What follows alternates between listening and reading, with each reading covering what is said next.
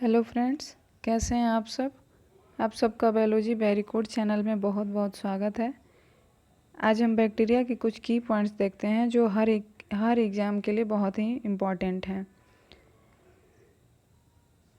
Bacteria जो होता है यह एक माइक्रो ऑर्गेनिज्म है और यह यूनिसेलुलर माइक्रो ऑर्गेनिज्म है, प्रिमिटिव होते हैं और ये हर जगह पाए जाते हैं। ये जल में पाए जाते हैं, ये स्थल पे पाए जाते हैं, मिट्टी में पाए जाते हैं, वायु में पाए जाते हैं, जीवित या मृत पौधों पर पाए जाते हैं, पौधों के अंदर पाए जाते हैं और जंतुओं पर भी ये इनका वास स्थान होता है। ये जो बैक्टीरिया होते हैं वो इतने अडेप्टेड होते हैं कि ये बर्फ़ में भी रह सकते हैं। गर्म जल का झरना हो, अगर 80 डिग्री सेंटीग्रेड तक भी उसका टेम्परेचर हो तो ये बैक्टीरिया उसमें भी जीवित रहते हैं।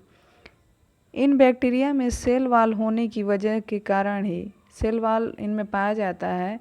इस वजह से ही इन्हें हम प्लांट किंगडम में भी रखा जाता है। इनमें plastid, mitochondria, Golgi complex, endoplasmic reticulum आदि ऑर्गेनेल इसमें नहीं पाए जाते हैं। आगे देखेंगे इसके बारे में डिटेल। अभी हम ये देखते हैं कि बैक्टीरिया की जो खोजें हुई वो कैसे हुई।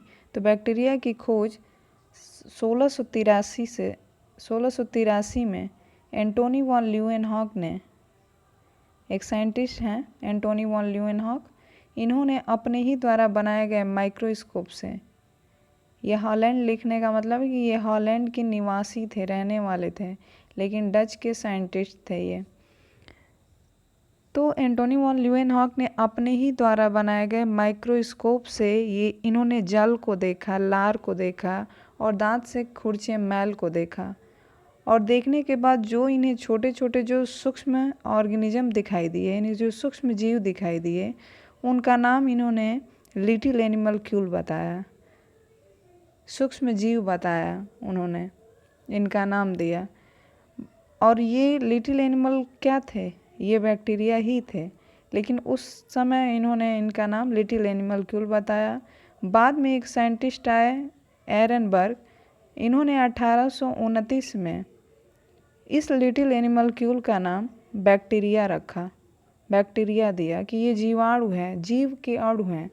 एक जीव ही है लेकिन ये बहुत ही छोटा जीव है जो किसी भी पौधे में, किसी भी मृत या जीवित मनुष्य में, पौधे में, जल में, वायु में, मिट्टी में, ये हर जगह ये जीवाणु पाए जाते हैं।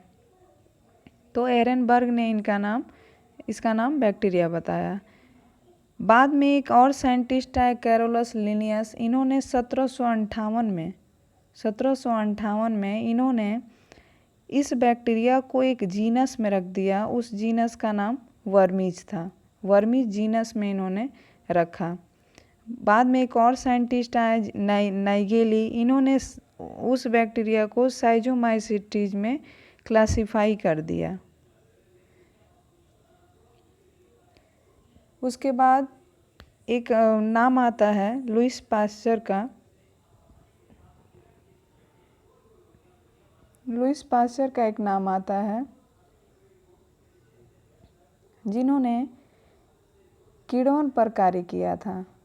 जिन्होंने, यहाँ पर देखिए, लुईस पास्चर ने एक फर्मेंटेशन, किण्वन पर कार्य किया था बहुत दिनों तक और बताया था कि जो फर्मेंटेशन की प्रोसेस होती है वह भी जीवाणुओं के द्वारा होती है, यानी बैक्टीरिया के द्वारा होती है। लुईस पास्चर ने यह स्पष्ट कर दिया था कि कोई भी पदार्थ अगर सड़ता है या कोई भी रोग अगर हो रहा है तो यह इन्हीं सूक्ष्म जीवों के कारण हो रहा है।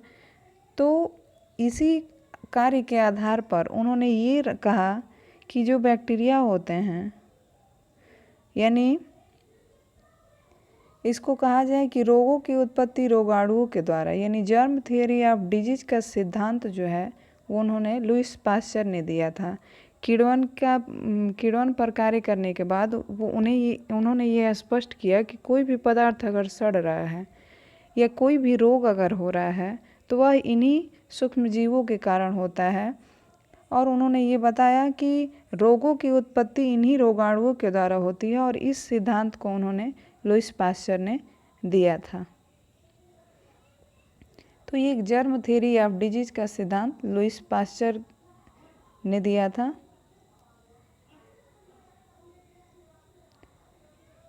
आगे है एक रॉबर्ट कोच साइंटिस्ट हैं। रॉबर्ट कोच ने यह सिद्ध किया कि जो 4 पैर वाले जो जानवर होते हैं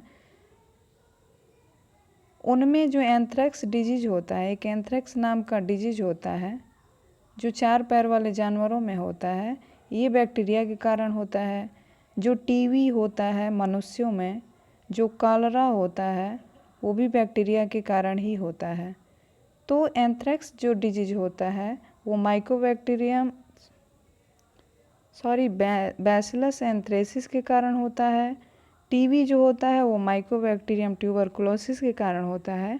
और जो कॉलरा होता है वो विब्रियो कॉलेरी एक बैक्टीरिया है, उसके कारण होता है। तो रॉबर्ट कोच ने यह स्पष्ट किया कि जो चौपाएँ होती हैं यानी 4 पैर वाले जो जानवर होते हैं उनमें भी जो बीमारियां होती हैं वह जीवाणुओं के द्वारा ही होती हैं।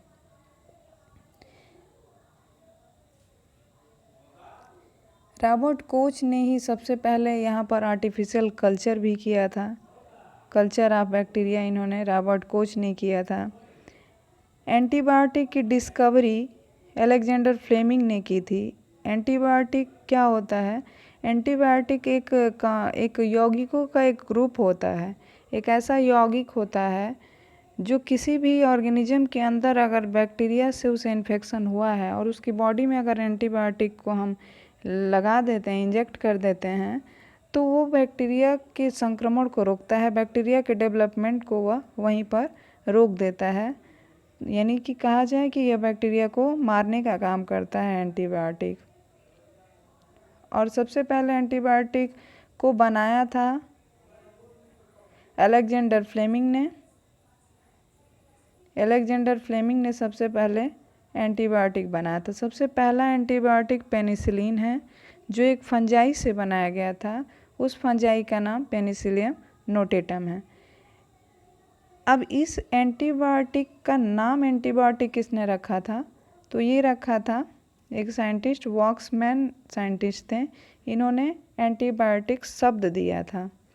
सबसे पहला एंटीबायोटिक जो बैक्टीरिया से निकाला गया था वो स्ट्रेप्टोमाइसिन था और इसको स्ट्रेप्टोमाइसिन ग्राइसियस से इसे निकाला गया था या बनाया गया था। इसको बनाने का श्रेय वॉक्समैन को जाता है।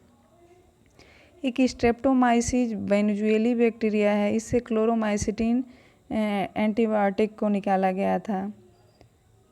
बैक्टीरियल फर्मेंटेशन की डिस्कवरी अभी आपको बताया कि लुईस पास्चर ने किया था बैक्टीरियल फर्मेंटेशन की डिस्कवरी। और एक और साइंटिस्ट हैं यहाँ पर एक्स्ट्रा में यहाँ पे आपको बता देती हूँ मैं। 1867 में एक जोसेफ लिस्टर नामक साइंटिस्ट थे। इन्होंने एंटीसेप्टिक थ्योरी दी थी। एंटीसेप्टिक थ्योरी जोसेफ लिस्टर नामक साइंटिस्ट ने दिया था।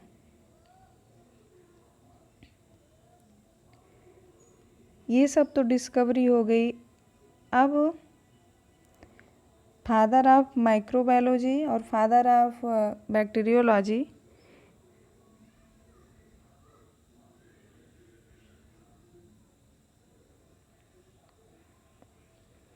ये देखिए यहाँ पे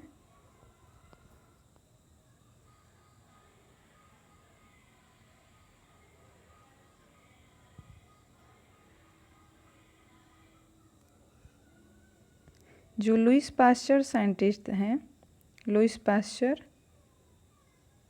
इन्हें फादर ऑफ माइक्रोबायोलॉजी कहते हैं। और एंटोनी वॉन ल्यूवेनहॉक को फादर ऑफ बैक्टीरियोलॉजी कहते हैं।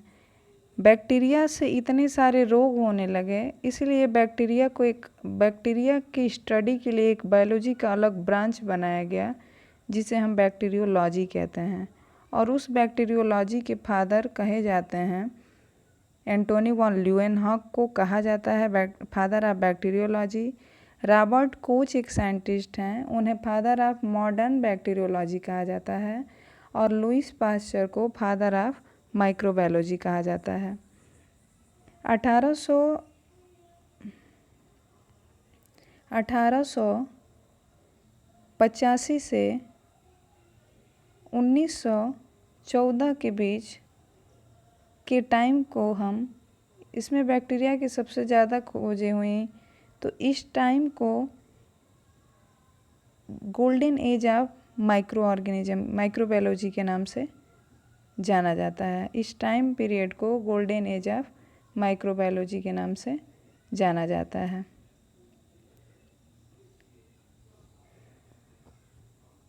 आगे देखते हैं कि बैक्टीरियल फर्मेंटेशन, ये लुईस पास्चर, ये हम आपको बता दिए।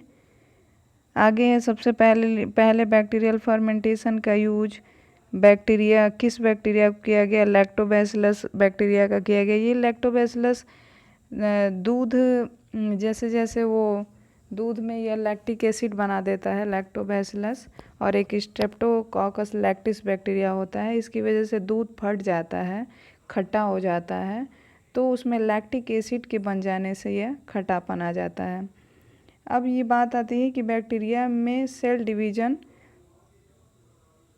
नहीं होता, यानी कि माइटोसिस और मियोसिस एब्सेंट होता है, लेकिन यहाँ पर एक एक्सेप्शन देखते हैं कि ये एक्सेप्शन है कि ये बैसिलस मेगाथेरियम एक बैक्टीरिया है जिसमें माइटोसिस होता है। माइटोसिस और मियोसिस सेल डिवीज़न का पार्ट है। सेल डिवीज़न के दो भाग हैं, माइटोसिस और मियोसिस। माइटोसिस में प्लॉइडी के नंबर नहीं बढ़ते हैं, जैसे कि पेरेंट अगर हैप्लॉइड है यानी n नंबर का है तो उसका ऑफिस जो भी प्रोजनी बनेंगी वो भी हैप्लॉइड ही बनेंगी। लेकिन अगर मियोसिस होता है तो अगर पेरेंट 4n का है तो उसमें से वह 2n का उसका प्रोजनी बनता है, यानी कि वो हाफ हो जाता है। इसीलिए मियोसिस को रिडक्शनल डिवीज़न और माइटोसिस को इक्वेशनल डिवीज़न कहा जाता है। आगे इसका डिटेल बताएंगे। अभी देखते हैं यहाँ पर कि जो बैक्टीरिया होता है उसमें कोई गैमिट नहीं बनता है, इसलिए उसमें किसी गैमिट के फ्यूजन से सेक्सुअल रिप्रोडक्शन नहीं होता है। एक बाइनरी फिजन के द्वारा होता है, तो उसे हम एमाइटोटिकली कहते हैं कि एमाइटोटिकली बैक्टीरिया डिवाइड कर गया बाइनरी फिजन के द्वारा। एक सेक्सुअल रिप्रोडक्शन जो बैक्टीरिया में होता है, वह सेक्सुअल रिप्रोडक्शन की जो प्रोसेस होती है उसे जेनेटिक रिकॉम्बिनेशन कहते हैं। और जेनेटिक रिकॉम्बिनेशन की प्रोसेस 3 टाइप से होती है। एक कंजुगेशन होता है, ट्रांसफॉर्मेशन होता है और ट्रांसडक्शन होता है। कंजुगेशन की खोज जो है वो लीडरबर्ग और टॉटम ने किया था। ट्रांसफॉर्मेशन को बताया था ग्रिफिथ्स ने, और ट्रांसडक्शन को बताया था जिंडरबर्ग और लीडरबर्ग में। कंजुगेशन में होता है कि दो बैक्टीरिया पास पास आते हैं और इनके प्लाज्मा मेम्ब्रेन आपस में फ्यूज होते हैं, और इस वजह से इनका जो जेनेटिक मटेरियल का एक्सचेंज होता है, इसमें जेनेटिक मटेरियल एक्सचेंज होता है। ग्रिफिथ्स ने जो ट्रांसफॉर्मेशन की प्रोसेस बताई थी उसमें यह बताया था कि इसमें 2 तरह के बैक्टीरिया इन्होंने लिया था, एक एस स्ट्रेन का बैक्टीरिया था और एक आर स्ट्रेन का बैक्टीरिया था। ट्रांसडक्शन में एक बैक्टीरियोफेज वायरस का यूज किया गया था ई कोलाई बैक्टीरिया पे। आगे हम इसका डिटेल बताएंगे। अभी हम देखते हैं कि बैक्टीरिया की क्या क्या कैरेक्टरिस्टिक होते हैं। बैक्टीरिया का कैरेक्टरिस्टिक तो ये हो गया कि बैक्टीरिया सबसे छोटा होता है, यूनिसेलुलर होता है, प्रिमिटिव होते हैं, कॉस्मोपॉलिटन डिस्ट्रीब्यूशन होता है, यानी कि ये हर जगह पाए जाते हैं, जल में, थल में, वायु में, जीवित अमृत पौधे और जंतुओं पर भी ये पाए जाते हैं। ये बर्फ़ और गर्म जल के झरनों में भी पाए जाते हैं। 80 डिग्री सेंटीग्रेड टेम्परेचर हो तो भी वहाँ पर भी ये पाए जाते हैं। लेकिन इनकी सेल प्रोकैरियोटिक टाइप की होती है। सेल की टाइप 3 टाइप का होता है, लेकिन 3 टाइप में प्रोकैरियोटिक, मेसोकैरियोटिक और यूकैरियोटिक। लेकिन बैक्टीरिया की जो सेल होती है वो प्रोकैरियोटिक टाइप की होती है, और उन बैक्टीरिया का जो सेल वॉल होता है वो पेप्टिडोग्लाइकॉन और म्यूकोपेप्टाइड का बना हुआ होता है। कुछ पैथोजेनिक बैक्टीरिया होते हैं जिनका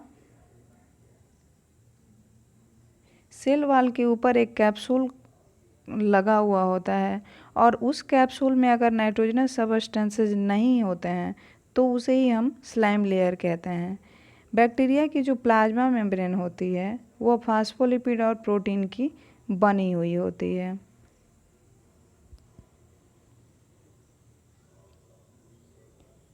अब बैक्टीरिया का प्लाज्मा मेम्ब्रेन, बैक्टीरिया का शेप ऐसे है, इसका ये इनर प्लाज्मा में, इसके इन्वेजिनेशन से एक मीजोसोम नाम एक स्ट्रक्चर बनता है, मीजोसोम,